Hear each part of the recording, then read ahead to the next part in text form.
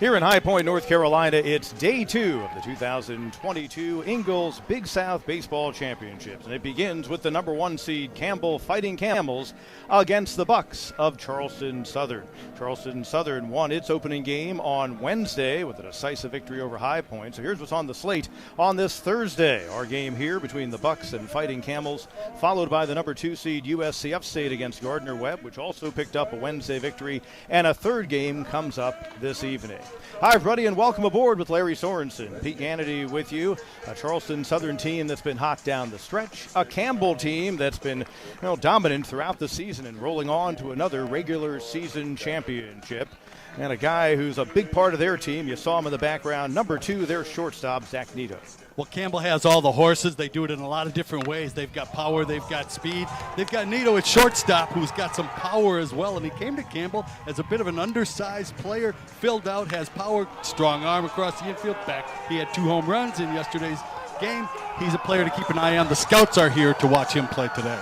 Well, we noted that Charleston Southern got a victory over High Point 14-3. I made the mistake when we were talking to Mark McMillan, their head coach, of saying, looked like an easy win. Well, in the dugout, it didn't, but if you were watching the ball game, you saw them have some real nice work at the plate, especially in the 7th inning when they went deep, not once, but twice. And they also feel a little bit like Destiny's Child right now. They're a team that feels good about themselves. As you said, they were hot down the stretch, and they've got a very comfortable feeling about what they're doing. And getting hot at tournament time and having some good talent to go along with it is a really good combination. Want to be playing your best baseball at this time of the year. Let's give you our Sunbelt starting lineup for the Bucks of Charleston Southern, chasing win number 23. Sunbelt Reynolds presenting the starting lineup for Charleston Southern. Carter, Brewer, Harris, and McIntosh in the cleanup spot. Waldschmidt's had a great freshman season in center field. He bats 5th. Rodriguez, Izio, Peyton Mills, and Lowe rounded out for Mark McMillan's team, which has some pop and some gap hitters in their lineup too. They're going to face the pitcher of the year in the Big South Conference, and what a sophomore season it's been, Larry, for Thomas Harrington. Well, a guy that all those scouts are going to be watching today as well, because he has done it all. Pitcher of the year in all likelihood for the conference, and he's a guy with an outstanding fastball. He'll go 91, 295 or so. Got a breaking ball that he'll throw up to the mid-80s, and he's also got a changeup to go along with that. Guy who was more of a quarterback in high school than a pitcher. In fact, pitched very little, but he has really come on. His only loss this year to a very good Maryland team early in the season. Yeah, and talking to Tyler Robinson, his pitching coach, he said that between his freshman year and this year, he has bulked up, he's gotten stronger, he's added velocity, and really turned himself into a very, very promising young athlete. One career appearance against Charleston Southern. It came last season. He went 4 innings, took the loss, gave up 4 hits and 6 runs. So, based on having seen this guy before, between a couple of ball clubs that didn't play during the regular season, maybe Charleston Southern at least has seen what he can do.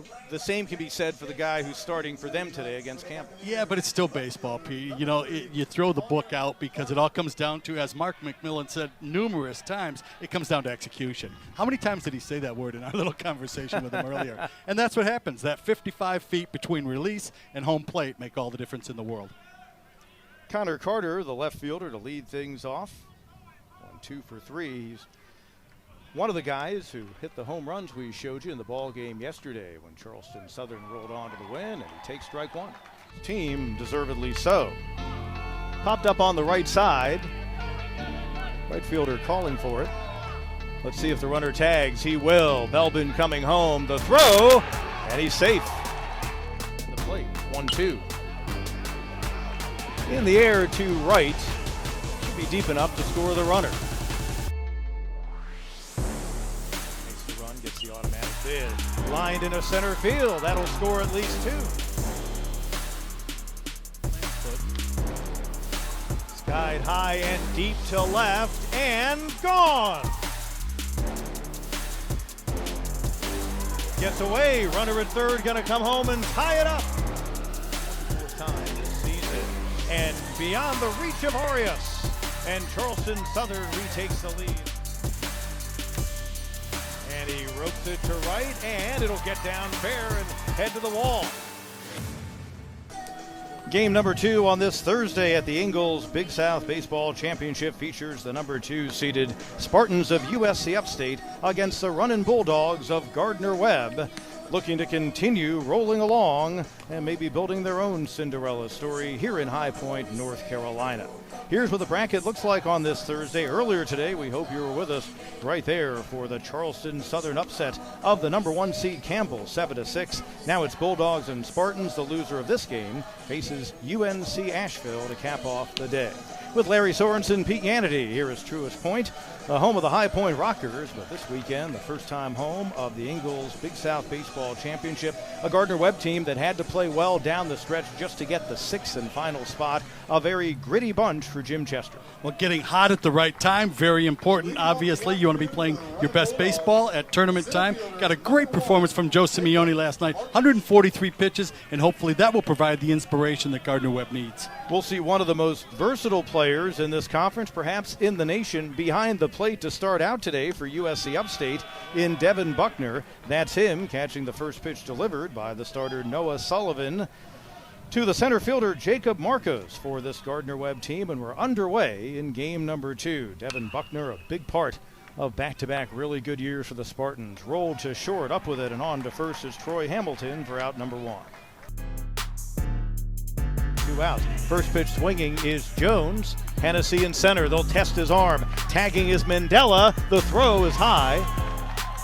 It's a 1-0 Gardner-Webb lead. Part of their ball club. He is a strikeout candidate. Instead, he lines it to right. Myers had to wait. Not too happy with the strike zone still. Yeah, at this point.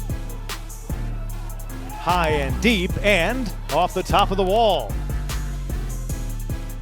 It's USC Upstate on the board. Payoff pitch. Called strike 3. First and third. Payoff pitch. Line to left.